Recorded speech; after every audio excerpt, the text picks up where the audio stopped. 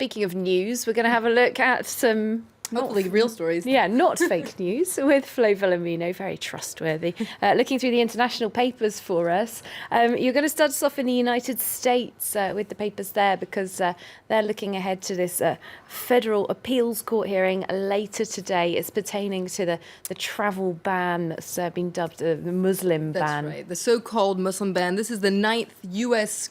Circuit Court of Appeals in San Francisco. Now, this appeals court is only going to decide whether to uphold a temporary restraining order issued by a judge in Seattle. You can get all the details here in USA Today. A separate series of court hearings will decide later whether this whole order is legal or not. So USA Today has more details about what's going to happen later today. Each side will have 30 minutes to make their case, but according to this article, whatever the court decides, the legal battle will be far from over, and it could actually end up going all the way to the Supreme Court. 30 minutes each doesn't sound like a lot, does it? It's going to be quite a snappy appeal.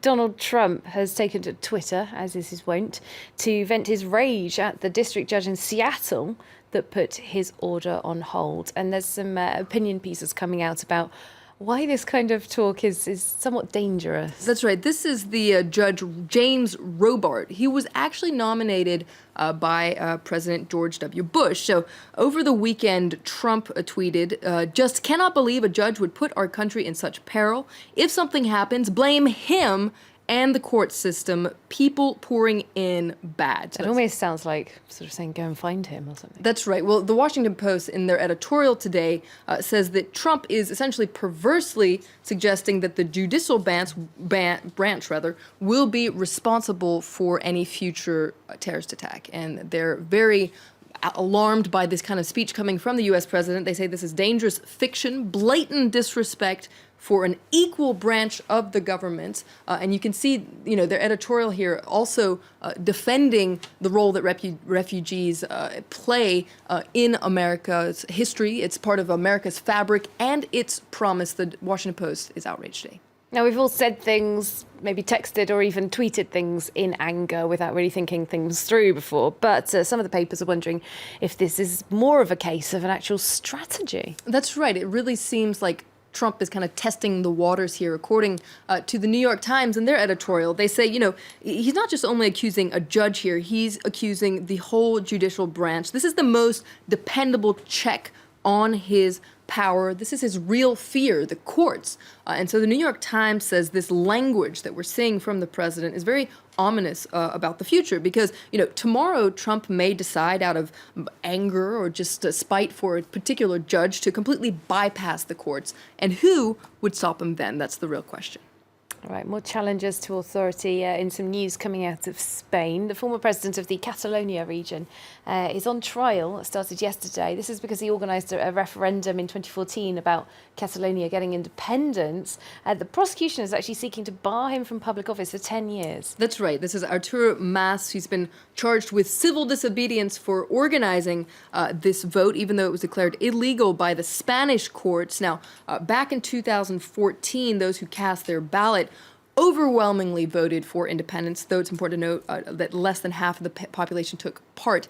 This is ARA, which is a Catalonian paper, pro-independence, which is pretty much outraged that he's actually on trial at all. They say, look, it's not up to the courts to decide what the future holds for Arturo Mas. It's up to the ballot box. A lot of people in Catalonia are pro-independence, but opinion does seem to be relatively split, and that's being reflected in some of the other Catalan media. Absolutely. Let's take a look at La Vanguardia, which is a little bit more of a measured Catalan paper. Now, what they're focusing on is something that happened yesterday outside of the courtroom in Barcelona. An estimated 40,000 separatists showed up to protest. This show of support in the streets was epic, but what's happening in the courtroom should be more moderate, according to La Vanguardia. It really hopes that the justice system will bring more appeasement and moderation, particularly compared to what we're seeing on the political front. But it's interesting to see what's happening outside of Catalonia. Let's take a look at ABC. That's a very conservative Spanish daily. You can see they're a lot more critical of Artur Mas here. They're talking about his lies, and they say the truth is the Catalan don't even want him in their election. Interesting. Okay, let's end with a word not on politics, but on sport.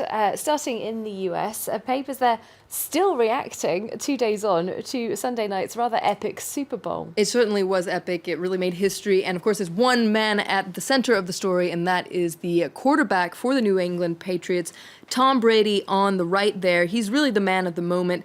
But what's interesting is he's actually quite a divisive character. And you can read more about that here in the Boston Globe. You can see Tom Brady shows that love trumps Deflategate. Now, Deflategate, you might be aware, this was a sports scandal that he was involved in about 2 years ago, accused of being involved in footballs being deflated. Anyway, it really was an obstacle in his career. Another instance that has, I guess you can say, ruffled some feathers is he's a big Trump supporter as well. Very outspoken about it, yeah. That's right. And so it's a very interesting profile of him. He also is an incredible athlete, though. That he won the record 5th Super Bowl, so soon to be a Hall of Famer here. I know, it's funny, yesterday on my Facebook, one of my American friends was saying, hold on a minute, I thought Tom Brady was meant to be a villain. Now we all think he's a hero. What's going on? Just got time for one other sport-related story, a rather sad story. In South Africa, papers are actually reacting to the death of a sports hero. That's right. Now, this is a former Springboks scrum half, trying to get his name right. This is Joost van der Westhuizen. So you can see he passed away at the age of 45 after a long battle with a motor neuron disease. Now, he was part of the team that won that epic 1995 World Cup that was held in South Africa following the end of apartheid. He's also quite a divisive character, and you can read more about that in the Highway Mall. You can see they're talking about a brilliant, flawed man who mixed loyalty with excellence. He has left an indelible mark on South African sport and society. Oh, just 45 years old. Oh, thank you very much for bringing us his story and the rest of those stories from the international press. Florence Villeneuve there.